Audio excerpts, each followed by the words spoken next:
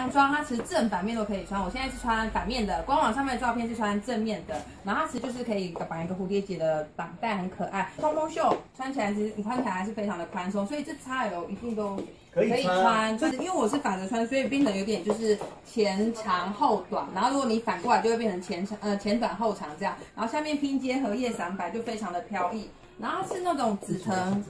紫藤花的图案，这是滑布感的聚酯棉材，所以穿起来其实非常的舒服。来，它可以藏手臂肉、藏肚子肉，因为它是做有点高腰娃娃感，很可爱，森林系少女。而且还有一个更显瘦的来了，我觉得黑色的它上面那个花卉感感觉更 Q 了，有没有？有和服的花卉感吧。蓝色看起来气质，它的这个摆着啊是那一种有垂坠度的，然后其实它摆着不小哦，可是它穿起来非常非常的顺，而且你看它的裙子也是一样超级大片，雪纺的材质非常的舒服，是那种摸起来滑滑的布面的粉。